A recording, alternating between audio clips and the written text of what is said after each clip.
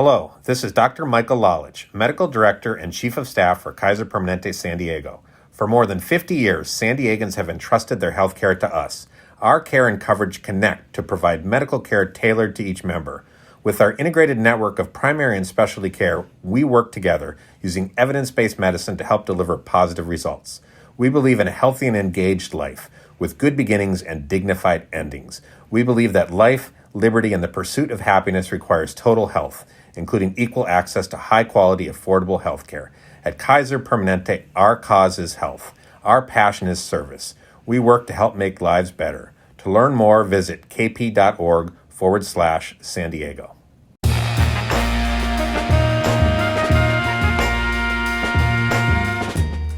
Welcome in, San Diego. It's Jade Hindman. On today's show, we're celebrating Hispanic creatives, then giving you a preview of the Italian Film Festival. This is KPBS Midday Edition, connecting our communities through conversation.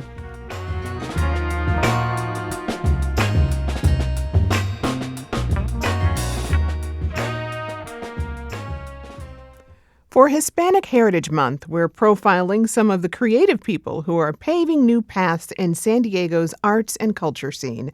Teatro Las Hermanas is a theater group founded by a sister duo, and they do it all from playwriting to directing and even illustrating.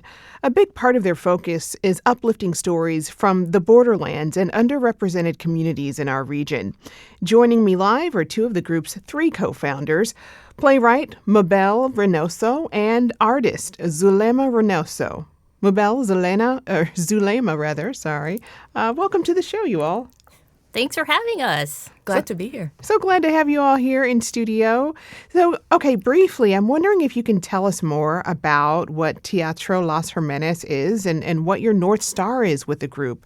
Mabelle, I'll start with you on that one. Yeah, thank you. So Teatro Las Hermanas is a collective of theater artists, and we are in the spirit of the Chicanx theater movement, Chicanx teatristas, who had to, once upon a time, had to do everything, right? They had to be the playwrights, they had to be the actors, they had to be the set designers, they had to be the costume designers, because no one was willing to put their stories on stage, so they had to do it themselves. They had to build their own table. And that is the ethic, our North Star, is that we are building our own table and we are inviting our community that is historically underrepresented in the arts and very specifically in theater to amplify their stories and amplify the stories of our community.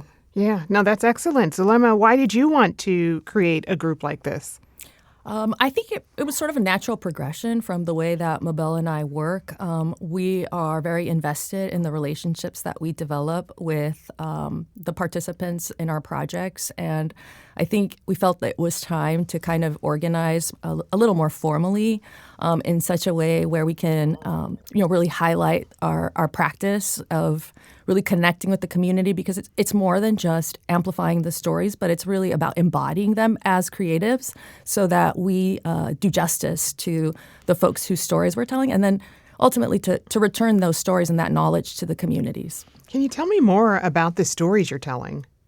Oh, well, it's interesting because, oftentimes when we are asked, what is this play about? I think people expect a single answer, but the thing that we are always guided by is this: we are multidimensional. Our communities are multidimensional, so it's not about one thing. So while a play might be billed as a story about environmental justice, it's never just about environmental justice. It's about social justice. It's about relationships. It's about seeing our community as full of so many complications and challenges and layers and joy and celebration, because the stories that we tell are not stories rooted in tragedy. They're rooted in resilience and hope and a fight for representation that is always going to harken back to the happiness and joy and resilience that we will continue pushing forward. Wow. We actually featured one of the plays, Shulukwichovi, on one of our shows recently. So what about that story specifically was most compelling to you, and how did it fit into your mission? Oh, that play is just a beautiful story. But so Zulema and I were both born in Tijuana, which is, our neighbor. We say that we grew up with one foot in this country and one foot in Mexico. And the play, Xulucuachubi, is about the Tijuana River estuary, but it's also the Kumeyaay creation story.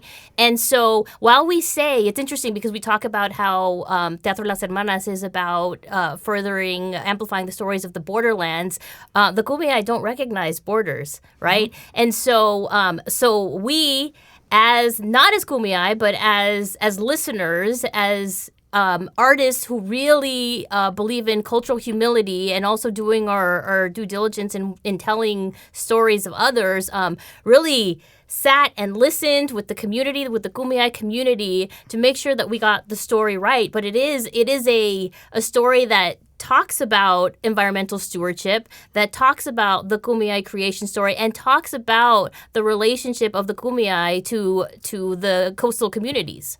You know, you all have so many talents, and you always find ways to combine them all. For example, the comic you drew for Shuluk finds its way into the theater. I mean, how do you combine that specific medium, comics and illustrations, with theater? So that's an interesting story, and it happened much more naturally than one realizes. Yeah, I think the way that the comic medium came about is folks were asking for more shows or more access to the plays that were being staged. And it seemed for me, as someone who's been working with comics for decades, and I'm a teacher and I'm an educator and I've been working with comics in classrooms, I know the power of comics in terms of amplifying access to everyone, for everyone. It's multimodal, and young folks as well, all folks of all ages can access the messages and the stories.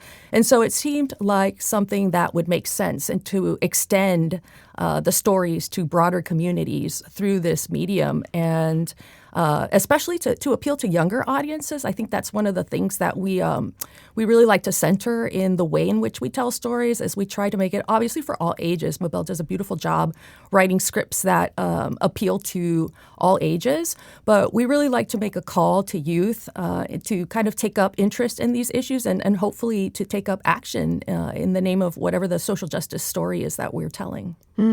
Well, it speaks to why representation is so important. The first time you saw one of your plays, Mabelle, was also the first time you'd seen a piece of theater that centered a Latina. Yes. So tell me, what does representation mean to you, and how are you continuing to create space for that? So I think that's the thing that keeps me going. Theater is very hard. It's a very challenging form of art. It's very frustrating at times, but the mission that keeps me going is knowing that I am creating work. We are creating work that didn't exist when I was growing up. I didn't have exposure to theater when I was a kid. I thought that theater equaled Shakespeare, and I didn't have a connection to Shakespeare. I couldn't find my way into Shakespeare. And so when I finally got the opportunity to write a play that was about me, that centered, it was autobiographical fiction, but I put a lot of myself into it, and that was the first time that I saw Latina on stage as the main character, and there was Pancho Villa in that play, and it was produced at the Old Globe, and I was a kid when that happened, and adults were taking it seriously. That was very profound, because it wasn't just like something I was doing with my friends. It was very it was professional level theater, which is something that was so foreign to me. I grew up watching movies. I love TV. I grew up with heavy media, no theater.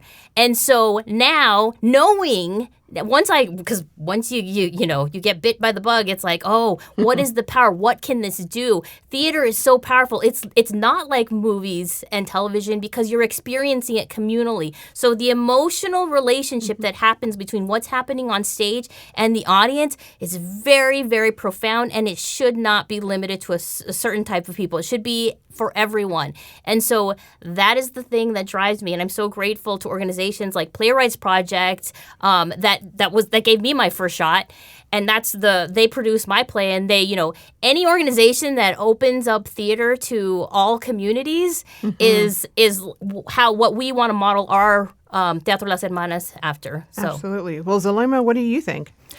I think, just kind of going off of what Mabelle was saying, is Teatro Las Hermanas is also very much about building partnerships. So Mabelle mentioned Playwrights Project. We partnered with the Ayaya Hun Foundation for Shuluk Wichui, and we're looking forward to partnering with other organizations who are interested in having us. They're sharing their stories with us to create stage and comic productions from them. So, yeah, it's definitely something, again, sort of a call to broader audiences to be able to access these amazing stories, as much as it is about building the relationships, as I mentioned earlier. And those happen with the partnerships that we form with the communities in order to also tell stories that are, even beyond the borderlands. Mm-hmm. Well, you mentioned you're both daughters of Tijuana. What role does Teatro Las Hermanas have in telling cross-border stories? It's, for me as a storyteller, I cannot separate myself, my identity as a daughter of the borderlands. It seeps its way into everything that I do. And so I think it goes back to the roots. Like, our mother would always tell us, que no se te olvide de dónde vienes. Don't ever forget where you came from. And I think that is imprinted into our heart, the thing that drives us to make art. And so I think that's always centered. It's always important to think back, but I think it's inescapable for us at this point. It's just a part of our artwork. I don't know. What about you? What do you think? We carry it with us. Yeah. Again, it's embodied in the images that I create and in what I conjure up in my head as far as, how I'm going to design a set or how I'm going to draw a particular street to capture the scenic mood to complement Mabelle's writing. These pictures are so embedded in our memory as well as our cultural memory that they naturally seep into our creative practice. And it's really a beautiful way to share and to amplify and make visible the spaces that folks might not otherwise be able to access. In Zulema, I imagine it is fun to work with your sister so closely and on so many creative projects. I mean, talk a little bit about your creative relationship. I mean, what is that like? Oh, my goodness. Well, it started 13 months after I was born. When Mabelle came into my life. We've been collaborating, I can honestly say, since then. My mom tells us stories about how I would just stare at her and somehow we would communicate non-verbally.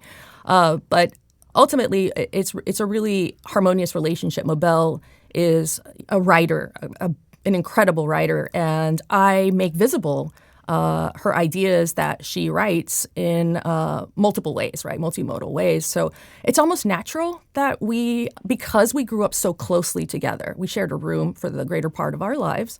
And so we know exactly how we can finish each other's sentences. We know exactly how the other one thinks.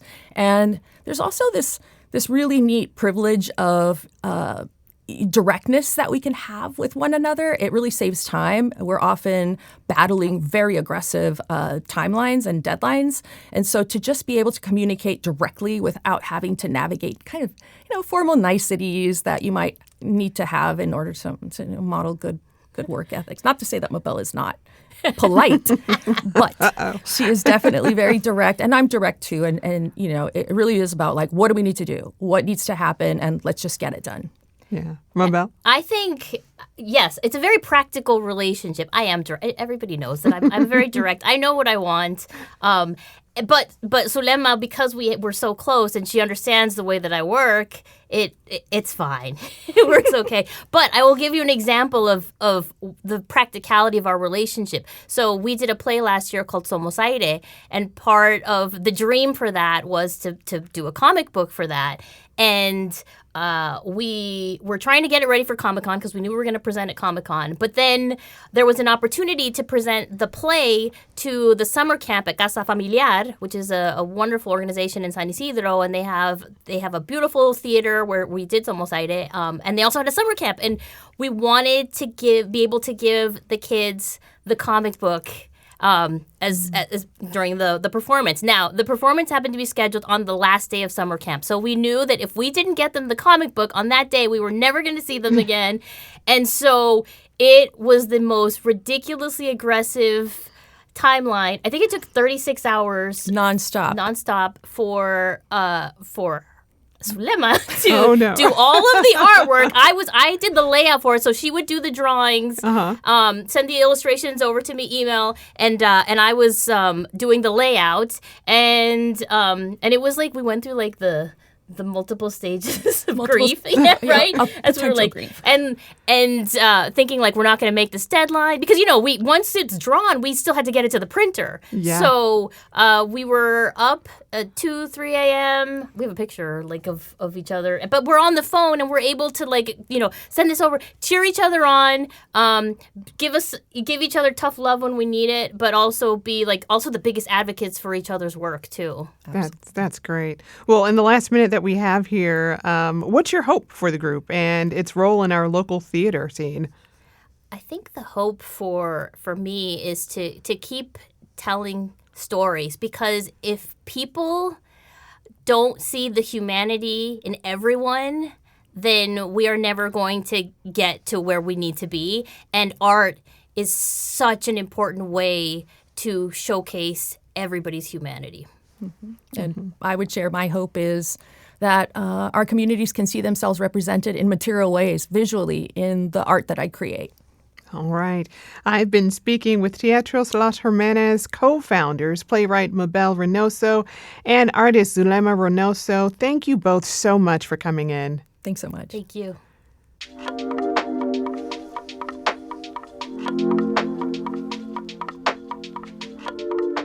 Coming up, a preview of the Italian Film Festival. KPBS Midday Edition is back after the break.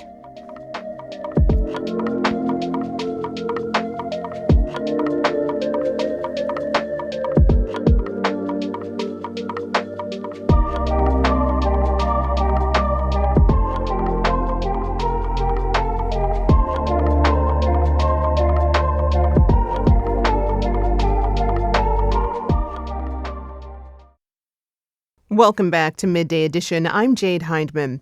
We're heading into film festival season with the Italian, Filipino, international, and Asian film festivals filling cinemas in October and November. First up is the San Diego Italian Film Festival that kicks off on October 1st. To discuss the festival, we are once again gathering our Midday Movies film critics, Beth Accomando, who is KPBS's resident cinema junkie, and Yazdi Pithavala, who is one of the three Moviewallas' podcasters and critics. Welcome to you both. Thank you. Thank you. So, Beth, this is the 19th edition of the festival, and you were there when it started. Remind us of how it began. Sure. This all started because of a wonderful man named Victor LaRuccia, and he imagined this not just as a festival to showcase Italian films, but what he liked to call an Italian perspective.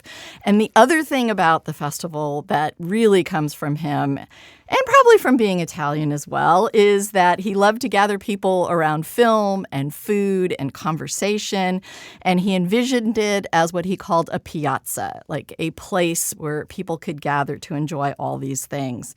He loved conversation, and he was one of those people who loved to spur arguments, and he kind of took delight in like just dropping a comment that would stir a disagreement among people. But he did it in such a like sweet sort of warm teddy bear sort of way. But one of the things about the festival I love is that it is a place for like conversation. And now the driving force behind the festival is artistic director Antonio Iannota. And each year the festival picks a theme to kind of color the films they choose. And this year the theme is courage, with the majority of the films tackling this idea in a variety of different ways. And Yazdi, you previewed a film rooted in history and Italian politics, Enrico Berlinguer, The Grand Ambition. Yes, so I am by no means an expert in Italian politics. So I watched this movie as an outsider. And even so, this is a smart, earnest biopic of Enrico Berlinguer, who was an important figure in Italian politics in the 70s. And he led the politically left PCI party that almost had a third of the support from voters in Italy at that time. This is a handsomely mounted production that kind of incorporates real life footage and follows a documentary-like perspective. and kind of is a slice of life between 1973 and 1978, when Berlinger's party tried to open dialogue with the Christian Democratic Party, which was obviously their competitors. And the intent was to form a coalition that would lead to a more liberal anti-Stalinist ideology. And over the years, Italian politics, like the politics of any country, has deviated from the left to the right, and this kind of captures a piece in time and does it beautifully as biopics go. And it does a terrific job, I think, in not just investigating his party, but also of this individual as a parent, as a husband. I think even those who don't know much about Italian politics at that time will enjoy it as a terrific documentation of what transpired during that time. And here's a clip from one of his more famous speeches. Che quest'anno hanno avuto oltre 20 milioni di presenze. Well, and Beth, Italian politics of the 1970s might sound off-putting to some, but should it be? Fondati sulla solidarietà? No. And here are the two reasons why I think it shouldn't. I know we just heard this speech where you probably didn't understand the Italian, but you understood the emotion of it. So I think the thing that's important to remember about these films is that they're compelling and engaging. And although very specific to Italy and to a specific time, they're also very universal in terms of how they tackle this year this theme of courage, and in this case, a theme of hope. This whole moment in political time for Italy was a moment of potential.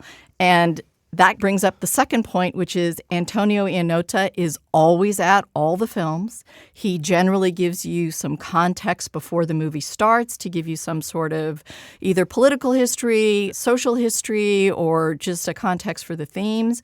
And then there are always conversations after. So if you feel something may not be exactly what you're looking for, I highly recommend checking out any film at the festival because you're going to get this kind of bigger picture. And Yazdi has been part of these discussions after the films. They're really wonderful. Yeah. Well, speaking of context, give us a little bit more context as to what we just heard in that clip. Well, Berlinger was this political figure who rose up at a time when there was a lot of conflict in Italy. And he was someone who had that very difficult sort of task or idea of bringing two disparate sides together. And as we know, trying to bridge gaps as we look at current American politics right now is not something that's easy. And I think part of what the film tackles is this notion of courage, of somebody kind of looking beyond just himself and just beyond his political party. Yeah, I mean, he's credited even now for having tried to bring together this coalition, which at that time in world history would have created the largest left-leaning government anywhere in the world.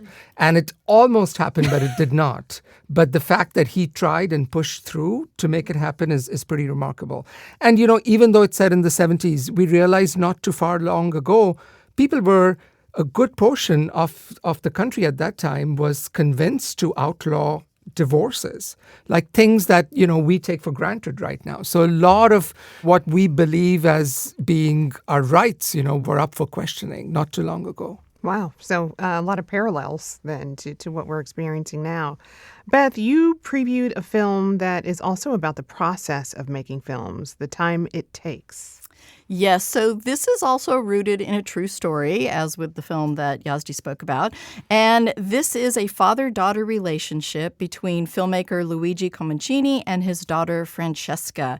And a lot of this film, in the early part, takes place on movie sets. Silenzio, tutti in posizione, pronti a girare. E motore e azione! So the story begins with Francesca as a young girl, and her father is working on an adaptation of Pinocchio. And there's a really wonderful scene in the beginning that shows their connection and just like what a conscientious father he was. She's looking through the book of Pinocchio and flips accidentally to the page of Monstro the Whale and is terrified and throws the book down. And her father comes over and kind of says, like, let's look at this together so it's not so scary. And he tries to alleviate her fears by suggesting some music as they look through the book together. Da-da-dum, da-da-dum, dum, dum, dum. Stava mangiando il dito, mi stava mangiando. Dum, dum, dum. Ah, bruttissimo, Bum, bum, bum. Proviamo a vederlo tutto, dai. Facci paura. Dum. So the film really captures this relationship. And these early scenes are very wonderful. And he tries to impart to her kind of not just the magic, but also the fakery involved in making movies. And it follows their relationship into her adulthood. And she does go through some difficult times. But ultimately, it's their love of film, their love of cinema, their love of creating movies that keeps them together and keeps them both going. Wow. Well, now you both are part of this, the jury judging the Ristretto Awards. What is that? So this is a showcase of Italian and Italian-American short films. And this has been a passion project for Antonio Iannota and the festival. And Yazdi and I have both been fortunate enough to be part of this jury, and we get to go through the finalists and choose some winners. All right. Well, Yazdi, what have you enjoyed about being a part of this jury for multiple years now? I just love the sense of community that we all have, and we all have pretty strong differences in opinions, but it's always so polite, and it's always very congenial, and it's never ever been remotely hostile. And I love that we as a group can come together, put our differences aside, and pick a winner. And I think we should take pride in the fact that the jury has picked all kinds of movies for the top prize. Documentaries, animated films. My favorite winner probably was way back from 25 years ago when we picked the movie Delito Natural, or Natural Crime. That little short is about a girl whose best friend goes missing at school, and she goes about trying to find her. And that little short almost tips over into horror, but there's a generational understanding, and it's just put together so beautifully with wonderful pacing. And I think that one's going to stick with me for a long time. As with Yazdi, I love the discussions we have. The jury discussions are something that Victor would just be so happy with, because we debate films. This year we had a pretty intense debate about one of the movies that we were talking about. And it's great to be able to talk and pick apart like the artistic merits, the themes, the ideas, and also, what will the film's impact on the audience be, and do we need to take that into account? So I really love the fact that we get to have those deep film discussions. And we also get to see amazing films. And fortunately for the audience, they can see all the finalists. And these will be at the Digital Gym Cinema. The winners will be announced at the Festa, which is the Italian Film Festival Gala. And that's on October 11th at the Museum of Photographic Arts. But I highly encourage people to go to a shorts showcase, because with multiple movies, you are always going to get very different styles and themes, and chances are you are going to find one that you fall in love with. And that's not just true for the Italian Film Festival, but any film festival. If you're not sure, if you want to invest 2 hours of your time in a particular movie that you know very little about, it's always safe for me to go see a collection of shorts, because amongst those 5 or 6 they're going to show you, you are going to love a few of those at least. One of the short films that we watched is unique because I think it was the only animated one this year. But it's called F2, and this hit upon the theme of courage. It hit upon the theme of courage in a way you might not expect, because it's a story set 800 years ago, and it's about Frederick II. And so this short, it's literally less than 10 minutes long, packs in this entire history about Frederick II. And he was a controversial figure because he founded the first secular university in Europe, which was in Naples. And the short film basically was designed to celebrate this 800th anniversary. And here's a little clip from the animated film, and I think you can tell just in the voices, this is an argument that Frederick is having with a religious leader, and you can hear in the voices. And one of the cool things in the film is this is where the size of the characters change as each one kind of dominates the conversation. Ma non esiste in terra un regno senza chiesa. E cosa credi che sia un re senza il suo avallo? Non è che un folle che sia autoicoronato, un fanatico, un idiota, un eretico, un pagano. Invece io sono proprio un re cristiano, qui ti sbagli. E in cielo sta chi muove la mia mano, non in terra. E dimmi allora dov'eri tu quando la chiesa metteva in terra la sua prima pietra? Dov'eri quando in mezzo a bruti e diavoli fece valere la parola del Signore? Dov'era Federico in questa storia? Yeah, and one may wonder at this point in time what else is left to do in animation, and this movie kind of shows that. I mean, they're not making any giant leaps in terms of the technicality of the animation, but just how cleverly, as Beth mentioned, scale is used, right? And how there's this rotating perspective as people are arguing that just adds such a kinetic feeling to what might otherwise have been a rather drab interaction. So it's really very creative. Well, the festival sounds absolutely fascinating. I want to thank you both for this preview for the 19th annual San Diego Italian Film Festival. It kicks off October 1st at Digital Gem Cinema with the night of the Restretto short films, and then continues through October 11th at the Museum of Photographic Arts in Balboa Park. I want to thank our midday movie critics, KPBS's Beth Accomando and Moviewallas' podcaster Yazdi Pithavala. You can find more information about the festival and its films on Beth's Cinema Junkie blog at kpbs.org. Thank you both. Thank you so much. Thank you, Jade.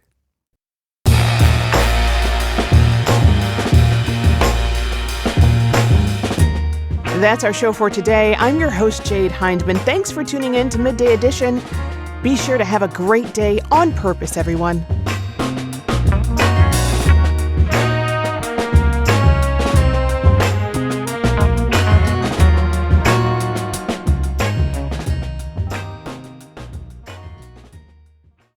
I'm Kinley Walsh-Lawler, President and CEO of Parks California.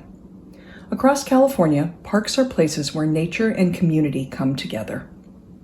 Through Arts in California Parks, artists and culture bearers are creating murals, performances, and cultural programs with local organizations that reflect community stories and deepen our connections to these landscapes.